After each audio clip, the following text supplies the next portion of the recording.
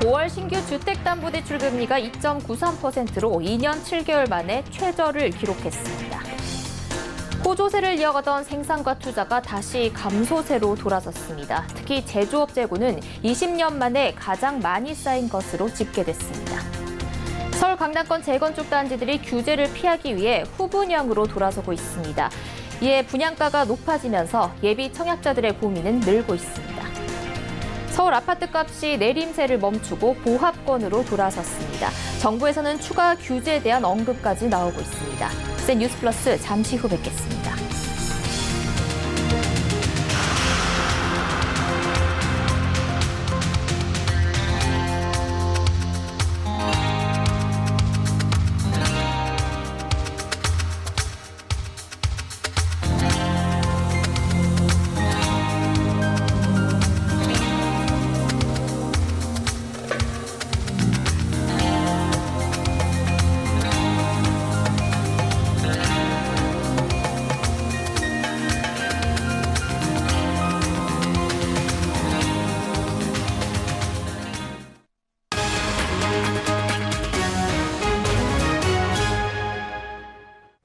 시청자 여러분 안녕하십니까? 뉴스플러스 양한나입니다.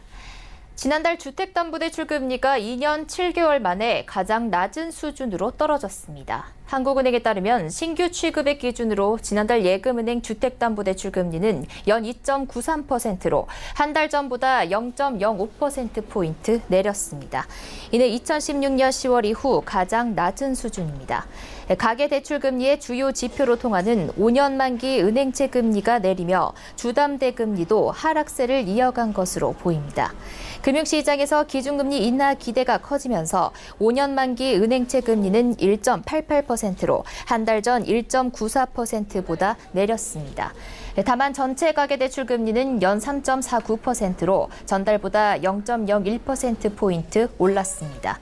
인터넷은행과 시중은행이 신용대출 확대 경쟁에 나서면서 상대적으로 금리가 높은 일반 신용대출 취급 비중이 커진 영향입니다.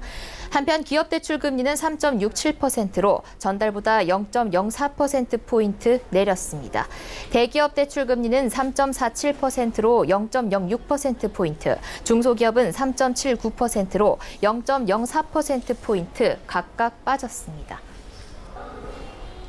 두 달 연속 증가하던 생산과 설비 투자가 석 달 만에 다시 감소했습니다. 이 가운데 제조업 재고는 20년 만에 가장 많은 것으로 집계됐습니다.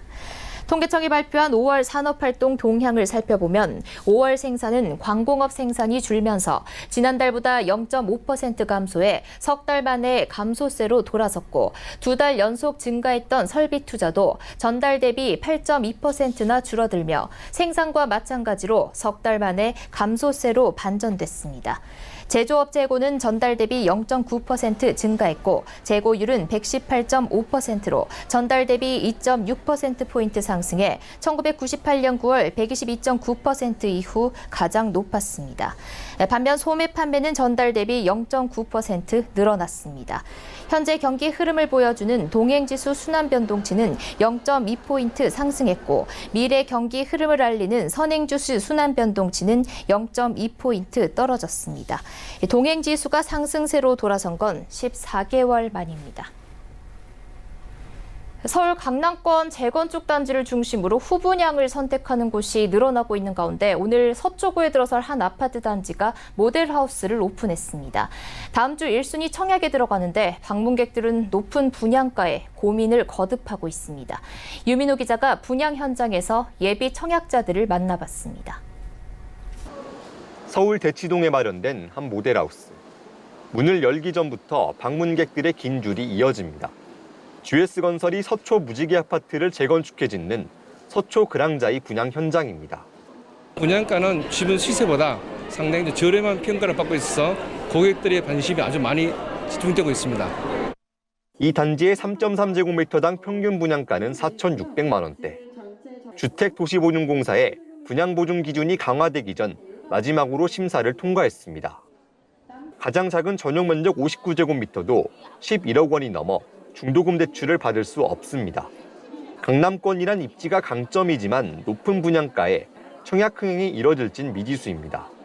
분양가도 너무 높은데 중도금 대출이 안 돼서 저희 같은 젊은 사람들이 들어오기가 너무 힘든 것 같아요. 저희는 현금이 없으니까. 이 단지와 같은 평균 분양가가 책정됐던 방배그랑자이는 잔여 물량이 15가구 발생해 지난 26일 추가 모집을 받았습니다. 최근 강남권 재건축 단지를 중심으로 후분양을 택하는 곳이 늘고 있는 상황. 이를 통해 재건축 조합들이 분양가를 더 올린다면 현금을 웬만큼 지고 있지 않는 한 강남권 입성은 더 어려워질 것으로 관측됩니다. 서울경제TV 유민호입니다. 휴면카드 자동 해지 규제 도입으로 급감했던 신용카드 수가 다시 1억 장을 돌파했습니다. 여신금융협회 자료를 보면 지난해 신용카드 수는 1억 506만 장으로 1년 전보다 5.6% 증가해 지난 2013년 이후 5년 만에 1억 장을 넘어섰습니다. 신용카드 수는 지난 2002년 1억 장을 돌파한 뒤 이듬해인 2003년 이른바 카드 대란을 거치며 감소세로 돌아섰습니다. 이후 다시 증가해 2011년 약 1억 2천만 장으로 정점을 찍었지만 금융당국이 카드사들의 외형 경쟁을 억제하기 위해 휴면카드 정리 방침을 밝히면서 규모가 크게 줄었습니다. 하지만 금융당국이 지난 4월 카드사 경쟁력 강화 방안의 하나로 휴면카드 자동 해지 규제를 폐지하겠다고 밝히면서 신용카드 수는 계속 늘어날 것으로 보입니다. 지금은 1년 9개월 동안 고객이 계약을 유지하겠다는 의사를 밝히지 않으면 해당 카드가 자동 해지되지만 앞으로는 1년 이상 카드를 사용하지 않을 경우 카드 이용이 정지될 뿐 자동 해지되지는 않습니다.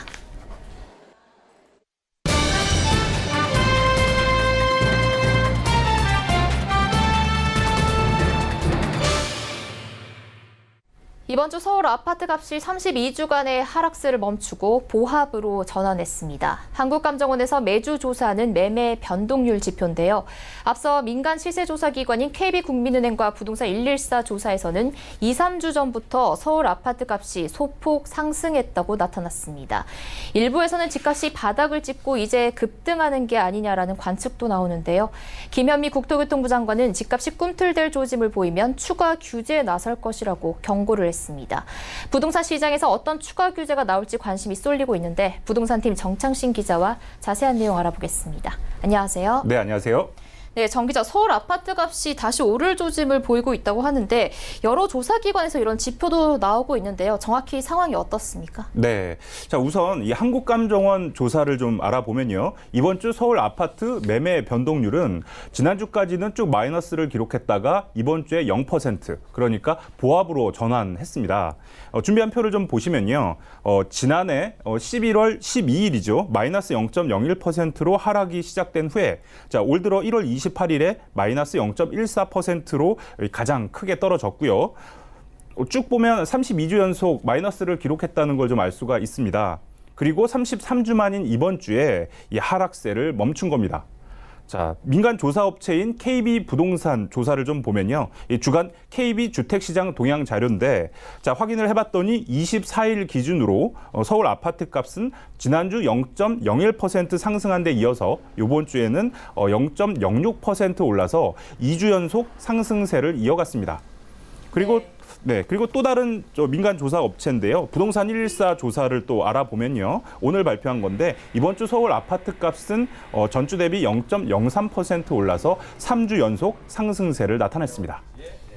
네, 이렇게 지표들을 살펴보면 이 기관들 모두 서울 아파트 값이 이제 상승하고 있다라는 식으로 나타나고 있는 것 같은데 이 때문에 자연스럽게 추가 규제에 대한 관측도 나오는데요. 어떻게 보십니까? 네, 자 김현미 국토부 장관은 지난 26일이죠. 서울 이 방송회관에서 열린 방송 기자클럽 초청 토론회에서 지난해 9.13 부동산 대책으로 부동산 시장의 하향 안정세가 이어졌는데 최근 일부 변화가 좀 나타나고 있다 이렇게 진단을 했고요. 이에 따라서 과열되면 즉각 조치를 취하겠다 이렇게 좀 강조한 바 있습니다. 그런데 이 발언 이후인 다음 날인 27일이죠. 어제였는데 이 감정원 조사가 나왔는데 쭉 감정원 조사는 쭉 마이너스를 기록했거든요. 서울 아파트 값이. 그런데 어제 조사에서는 서울 집값이 하락세를 멈추고 보합으로 돌아선 이런 모습이 좀 나타나자 일부에서는 곧 추가 규제 카드가 나오는 게 아니냐 이렇게 좀 전망들을 내놓고 있습니다. 네, 그런데 안 그래도 지금 부동산 시장에서 뭐 대출 규제, 세금 규제까지 다 나온 상황이라서 추가적으로 규제 카드가 뭐가 나올까 궁금해지는데요. 어떻게 예상하십니까? 네, 맞습니다. 자, 이미 할 수 있는 규제는 뭐 사실상 다 나온 셈인데요. 추가 규제가 나온다면 기존에 나왔던 규제를 더 옥죄는 방법이 될 거란 관측들이 좀 나오고 있습니다. 하나씩 좀 짚어보면요. 일단은 이 총부채 원리금 상환 비율, 그러니까 DSR을 조정하는 방법이 될 수 있을 거다. 뭐 이런 얘기가 좀 나오고 있는데요. 이 DSR은 가계가 1년 동안 부담하는 이 모든 대출의 원금과 이자, 그러니까 원리금 상환액을 연간 소득으로 나눈 비율을 말합니다. 이걸 더 깐깐하게 심사를 해서 이 대출을 옥죄다. 뭐 이런 얘기가 좀 있을 수 있고요. 또 조정 대상 지역 내에 양도세, 비과세 요건을 좀 높이는 방안이 나올 수 있다. 이런 얘기도 좀 나오고 있는데요. 현재 조정 지역 내에 양도세 비과세 요건은 2년 거주 요건이 있거든요. 이 2년 거주를 3년 거주로 늘리면 좀 규제 효과가 있기 때문에 이런 방안도 좀 나올 수 있을 거다. 이런 얘기가 좀 나오고 있습니다.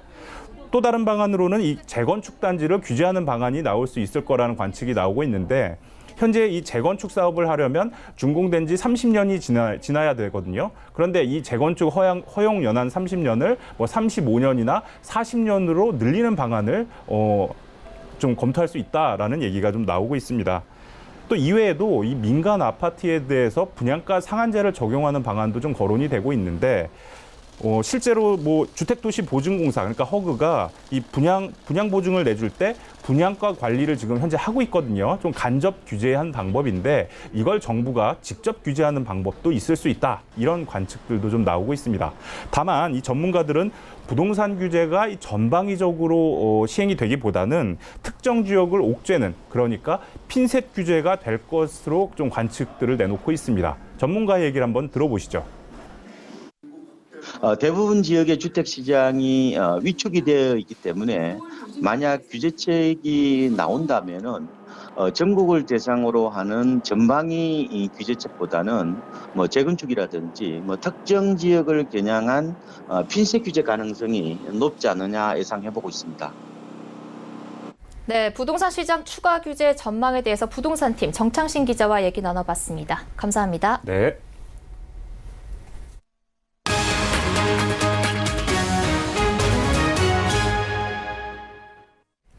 국민연금 기금운용본부는 올해 4월 말 현재 국민연금 누적 적립금이 전년 말 대비 51조 2천억 원 증가한 690조 원, 기금 운용 수익률은 6.8%를 기록했다고 밝혔습니다. 자산별 수익률을 보면 국내 주식이 9.97%, 해외 주식이 20.34%, 국내 채권이 1.42%, 해외 채권 6.68%, 대체 투자 3.46%를 각각 기록했습니다. 기금운용본부는 4월까지의 수익률이 6.81%를 기록한 건 글로벌 경기 둔화 우려에도 불구하고 국내외 증시가 강세를 보였고 원달러 환율이 상승했기 때문이라고 분석했습니다. 이달부터 연말까지 대구 지역에 13,000가구가 넘는 일반 분양 물량이 쏟아집니다. 공급이 뜸했던 서구 지역은 8년 만에 새 아파트가 공급되는데요. 상황이 이렇다 보니 새 집을 찾는 수요자들의 관심이 높아지고 있습니다. 분양 현장에 정창신 기자가 다녀왔습니다. 대구 서구 내당동에 들어서는 이편한 세상 두리역 모델하우스. 청수주택을 재건축해 짓는 이 단지는 총 902가구 중 676가구가 일반 분양됩니다. 한동안 공급이 뜸했던 대구 서구 지역에 새 아파트가 들어온다는 소식에 수요자들의 관심이 클 것이란 예상도 나옵니다.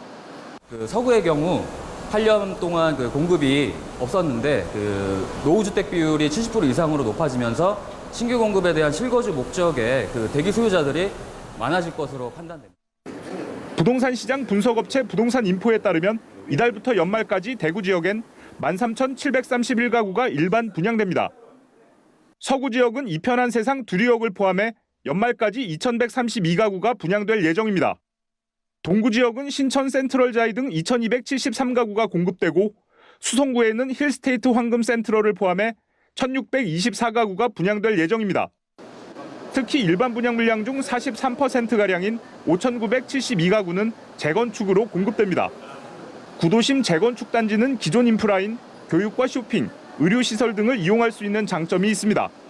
대구 지역은 이제 구도심 중심으로 해서 주택 노후도가 굉장히 좀 높은 편입니다. 다양한 이제 정비 사업이나 이런 개발 사업들이 진행되고 있기 때문에 기존에 지금 인프라가 잘 갖춰져 있는 상태에서 개발이 진행되다 보니까 뭐 신규 주택을 좀 구입하려는 그런 니즈가 굉장히 많고, 분양시장이 실수요자 위주로 자리 잡으면서 편리한 교통 여건과 생활 인프라를 갖춘 곳에 주택 수요자들의 관심이 모아지고 있습니다. 서울경제TV 정창신입니다. 카드 업계가 유통사 단독 제휴에 열을 올리고 있습니다. 이른바 일마트, 일카드 전략을 취하고 있는 건데요. 카드사들은 대형마트에서 이뤄지는 결제권을 독식할 수 있고, 대형마트는 특화된 혜택을 담은 카드로 고객을 더 끌어모을 수 있어서 새로운 성공 모델이 되고 있다는 평가입니다. 고현정 기자입니다. 특정 유통사와 단독 제휴를 맺기 위한 카드 업계의 경쟁이 치열합니다. 카드 혜택을 마트나 온라인 쇼핑몰 등 유통 채널별로 특화해 각 유통사를 대표하는 신용카드로 자리 잡기 위해서입니다. 이처럼 특정 기업에 집중된 혜택을 제공하고 카드 이름도 유통기업의 브랜드를 활용하는 것을 상업자 표시 신용카드, PLCC라고 하는데, 일반 제휴카드와 달리 카드 상품을 유통사와 카드사가 공동 운영한다는 특징이 있습니다. 업계에서는 한정된 마케팅 비용 안에서 선택과 집중을 한 결과 탄생한 PLCC가 새로운 성공 모델이 되고 있다고 말합니다. 현대카드가 지난해 6월 이베이 코리아 특화 신용카드로 출시한 스마일카드는 출시 1년 만에 회원수 42만 명을 넘어섰고, 회원 1인당 이용 실적도 63% 증가했습니다. 삼성카드는 홈플러스 삼성카드 등 국내 대형마트 PLCC를 올 상반기 연이어 출시한 데 이어 직접 이마트 트레이더스 상품을 소개하는 트레이더스 라운지를 자사 홈페이지에 운영하고 있습니다. 한 카드사 관계자는 오프라인 마케팅을 하지 않았는데도 소비자들의 문의가 꾸준히 늘고 있어 고무적이라며 앞으로도 기업과 카드사 간 1:1 협업을 강화해 나갈 것이라고 말했습니다. 서울경제TV 고현정입니다. 생명보험 사회공헌재단은 경기도 수원시 서호 노인복지관에 10번째 생명숲 100세 힐링센터를 개소했다고 밝혔습니다. 생명숲 100세 힐링센터는 남성 독거노인의 자립생활을 돕기 위해 마련된 공간으로 일상생활 자립과 사회성 증진, 건강 증진 등 남성 독거노인을 위한 프로그램이 운영될 예정입니다. 생명보험재단은 홀몸 어르신들은 정서적 고립으로 우울감을 보일 뿐 아니라 경제적으로도 취약하며, 특히 혼자 사는 남성 노인의 경우 가사 등 일상생활의 어려움이나 외로움에서 오는 우울감이 여성 노인보다 심각한 상황이라고 설립 취지를 설명했습니다. 생명숲 100세 힐링센터는 2016년 서울시 성북구와 종로구 개소를 시작으로 올해 충북 옥천과 전북 전주에 개소하며 경기와 부산, 대구, 충북 등 6개 지역 10곳에서 운영 중입니다. 조경영 생명보험재단 상임이사는 생명숲 100세 힐링센터를 통해 반찬 배달과 안부 확인 같은 소극적인 복지를 넘어 어르신들이 자립할 수 있도록 돕는 보다 적극적인 지원을 이어나갈 것이라고 밝혔습니다.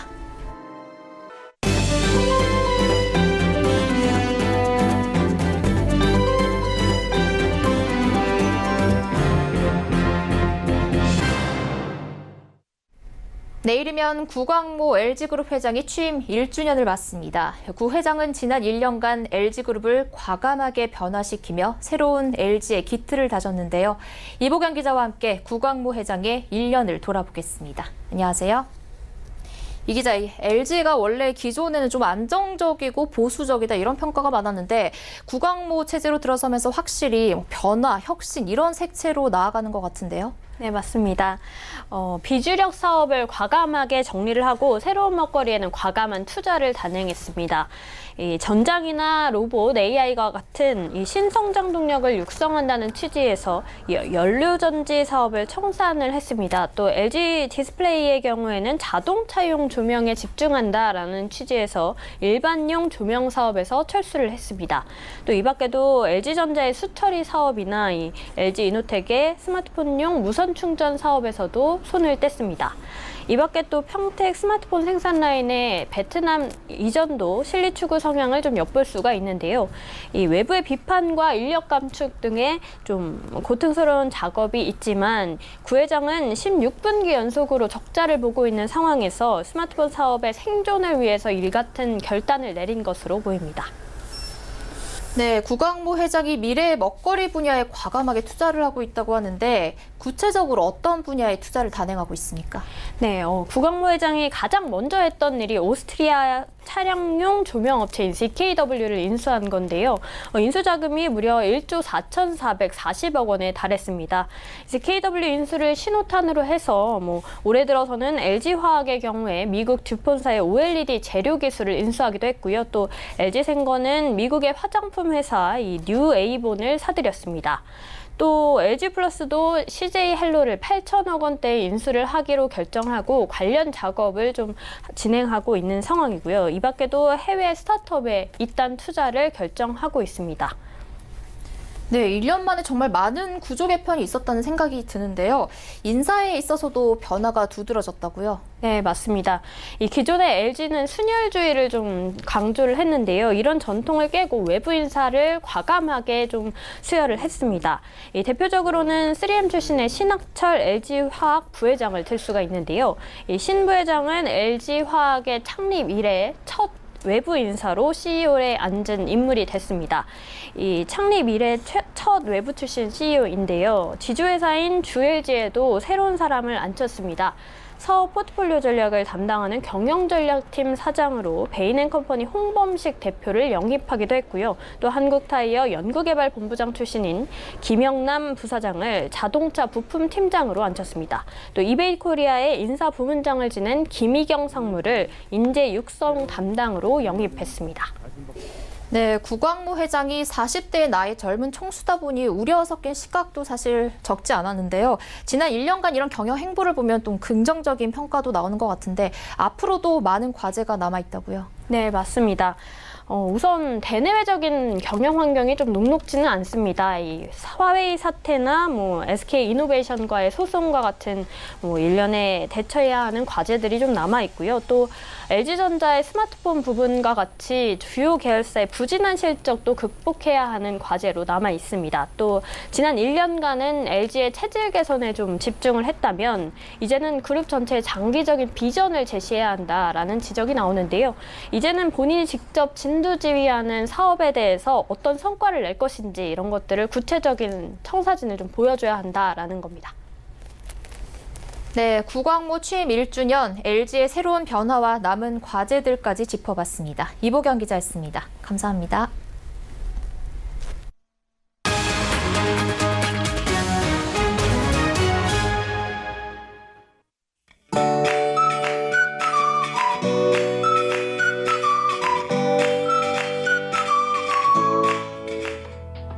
안녕하세요. K웨더 라이프스타일 예보 박유라입니다. 무더위 속에 곳곳으로 소나기가 지나고 있습니다. 현재 하늘 모습 보시면 경기 동부와 강원 영서, 충북 북부와 경북을 중심으로 오고 있는데요. 돌풍과 벼락을 동반하며 요란하게 내린다는 점 참고하셔야겠습니다. 주말에는 다시 장맛비가 내리겠습니다. 중북부는 새벽부터, 충청도와 전라도, 제주도는 오전부터, 경상도는 오후부터 비가 시작되겠는데요. 다만 중북부의 경우 낮에 잠시 소강 상태를 보이다 늦은 오후부터 다시 비가 올 것으로 보입니다. 이번 비도 남부지방으로 집중되겠는데요. 많은 곳은 150mm 이상, 특히 남해안과 지리산 부근, 제주 산간에는 최대 200mm 이상의 폭우가 예상됩니다. 큰 피해가 예상되는 만큼 시설물 관리 및 안전사고에 각별히 주의하셔야겠습니다. 그 밖의 지역은 충청도와 경북에 30에서 60, 중북부에 5에서 20mm가 되겠습니다. 이 비는 일요일 오전이면 대부분 그치겠고요. 경상도는 저녁까지도 이어지는 곳이 있겠습니다. 내일은 남해상을 통과하는 장마전선의 영향을 받겠습니다. 다음은 자세한 지역별 날씨입니다. 중부지방 비가 오면서 습도가 높아 낮 동안 후텁지근하겠습니다. 서울은 27도, 춘천 26도, 대전 25도가 되겠습니다. 동해안도 장맛비로 인해 종일 꿉꿉한 하루가 예상됩니다. 낮 기온 강릉 25도, 속초 26도가 되겠습니다. 남부지방 차차 흐려져 장맛비가 오겠습니다. 한낮에 광주와 전주 25도, 대구 26도로 더위가 잠시 쉬어가겠습니다. 전해상으로 비가 오겠고요. 돌풍과 벼락이 치는 곳도 있겠습니다. 물결은 남해와 동해상으로 최고 3m까지 높게 일겠고 서해상도 최고 2.5m까지 약간 높게 일겠습니다. 장마 전선은 주말 이후 잠시 남아있다가 다음 주 수요일쯤 다시 북상할 것으로 보이고요. 장마가 쉬어가는 월요일과 화요일 사이에는 동부 내륙에 소나기가 지날 것으로 전망됩니다. 기상정보였습니다. 센 뉴스 플러스 여기까지입니다. 시청해주신 여러분 고맙습니다.